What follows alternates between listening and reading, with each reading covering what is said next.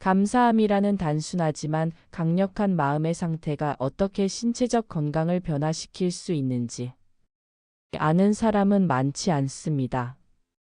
하지만 최근 과학적 연구와 수많은 사례들은 감사함이 우리 몸의 치유 능력에 놀라운 영향을 미친다는 것을 보여주고 있습니다. 감사함은 단순한 감정이 아닙니다. 우리가 감사함을 느낄 때 몸에서는 여러 생화학적 변화가 일어납니다. 스트레스 호르몬인 코르티솔 수치가 감소하고 면역 기능을 강화하는 항체가 증가합니다. 또한 심장 기능이 개선되고 염증 지표가 낮아지는 등 전반적인 건강 상태에 긍정적인 변화가 나타납니다. 하버드 의대의 연구에 따르면 정기적으로 감사 일기를 쓰는 사람들은 그렇지 않은 사람들에 비해 면역력이 30% 이상 향상되었다고 합니다. 서울대 의대에서도 유사한 연구 결과를 발표했는데 감사 명상을 실천한 환자들의 회복 속도가 평균보다 1.5배 빨랐다고 합니다. 이제 실제 사례들을 살펴보겠습니다. 42세 교사 제니퍼는 3기 유방암 진단을 받았을 때 절망에 빠졌습니다. 항암 치료와 수술이 예정되어 있었지만 그녀는 의학적 치료와 함께 매일 100가지 감사할 것들을 적는 감사 목록을 만들기 시작했습니다. 처음에는 100가지를 찾기가 너무 어려웠어요. 하지만 시간이 지날수록 감사할 것들이 더 많아졌습니다. 아침에 들리는 새소리, 따뜻한 햇빛, 친구의 문자 메시지까지.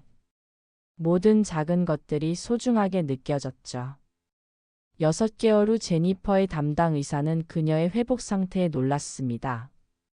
항암 치료의 부작용이 예상보다 훨씬 적었고 종양의 크기도 예상보다 빠르게 줄어들었기 때문입니다. 그녀는 현재 완전관의 상태를 유지하고 있으며 여전히 매일 감사 목록을 작성하고 있습니다.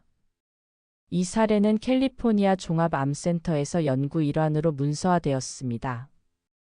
다음 사례는 만성 통증을 겪던 마이클의 이야기입니다. 58세 회계사 마이클은 15년간 만성 요통으로 고통받았습니다. 수많은 치료법을 시도했지만 효과는 일시적이었고 강한 진통제에 의존하게 되었습니다. 한 통증 전문의가 8주간의 감사 명상 프로그램을 추천했을 때 그는 반신반의했습니다. 하지만 다른 대안이 없었기에 시도해 보기로 했습니다. 매일 아침 20분 동안 감사함에 집중하는 명상을 했습니다.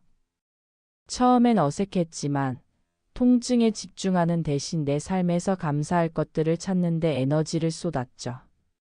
놀랍게도 8주 마이클의 통증 강도는 의학적 측정에서 63% 감소했습니다. 더 놀라운 것은 1년이 지난 지금까지도 그 효과가 유지되고 있다는 점입니다. 그는 진통제 사용량을 80% 줄일 수 있었습니다. 이 사례는 메이오 클리닉의 만성 통증 연구에서 보고되었습니다. 세 번째 사례는 자가면역 질환을 가진 소피아의 이야기입니다. 34세 디자이너 소피아는 루푸스라는 자가면역 질환으로 인해 극심한 피로와 관절통, 발진 등의 증상으로 고통받았습니다. 병가를 내고 집에만 있는 날이 많아졌고 미래에 대한 불안감이 컸습니다. 소피아는 온라인 자조그룹에서 감사 산책이라는 방법을 알게 되었습니다. 매일 15분 동안 천천히 걸으며 주변에서 감사할 것들을 발견하고 그것에 집중하는 방법이었습니다. 처음엔 진통제 없이 걷는 것조차 고통스러웠어요. 하지만 아름다운 꽃 하늘, 이웃들에게 감사함을 느끼려고 노력했습니다. 놀랍게도 산책을 마칠 때쯤이면 통증이 줄어들었어요. 3개월 후 소피아의 혈액 검사 결과는 염증 수치가 상당히 감소했음을 보여주었습니다. 그녀는 약물 의존도를 줄일 수 있었고 지금은 일상생활은 물론 일까지 정상적으로 할 수 있게 되었습니다. 이 사례는 존스 홉킨스 대학교의 자가면역 질환 연구에서 다루어졌습니다. 마지막으로 한국의 사례를 소개합니다. 63세 전직 공무원 김태호 씨는 갑작스러운 뇌졸중으로 오른쪽 신체 마비와 언어 장애를 겪었습니다. 의사들은 재활에 최소 1년이 걸릴 것이라고 예상했습니다. 재활치료사의 권유로 김 씨는 감사 노트를 작성하기 시작했습니다. 매일 저녁 그날 감사했던 순간들을 적었습니다. 처음에는 가족이 대신 적어주었지만 점차 스스로 쓸 수 있게 되었습니다. 왼손으로 글씨를 쓰는 것이 어려웠지만 그 과정 자체가 재활 훈련이 되었어요. 감사할 것을 찾는 동안 좌절감도 줄어들었고요. 놀랍게도 김 씨는 6개월 만에 상당한 기능을 회복했습니다. 언어치료사는 그의 긍정적인 마음가짐이 뇌의 가소성을 높여 회복 속도를 빠르게 했을 것이라고 평가했습니다. 이 사례는 서울대학교 병원 재활의학과의 연구에서 다루어졌습니다.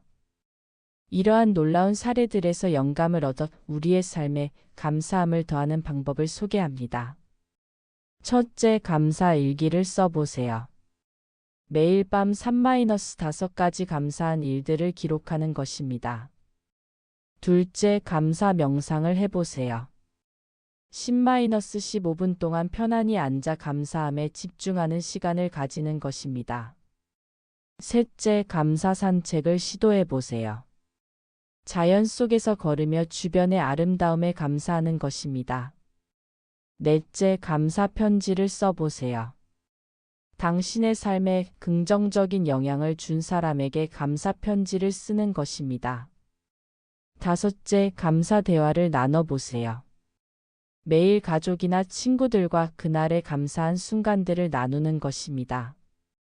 존스 홉킨스 의대의 신경면역학 전문가 데이비드 김 박사는 감사함은 단순한 심리적 상태가 아니라 신체의 생화학적 환경을 실제로 변화시킵니다. 특히 만성 염증 감소에 효과적이죠라고 설명합니다. 서울대학교 의과대학 통합의학센터의 정혜원 교수도 감사함을 느낄 때 뇌에서는 도파민, 세로토닌 등 행복 호르몬이 분비됩니다. 이는 면역 체계를 활성화하고 통증을 줄이는 데 도움이 됩니다. 라고 말합니다. 수천 년 동안 동서양의 지혜는 감사함의 치유력을 이야기해 왔습니다. 이제 현대 과학이 이러한 지혜의 정확성을 증명하고 있습니다. 물론 감사함이 모든 질병을 완치할 수 있다고 말하는 것은 아닙니다. 적절한 의학적 치료는 항상 중요합니다. 하지만 감사함의 실천이 우리 몸의 자연 치유력을 강화하고 면역 체계를 개선하며 전반적인 건강과 웰빙을 향상시킬 수 있다는 증거는 분명합니다. 오늘부터 작은 것에 감사하는 습관을 시작해 보는 건 어떨까요? 당신의 건강과 삶에 놀라운 변화가 찾아올지도 모릅니다.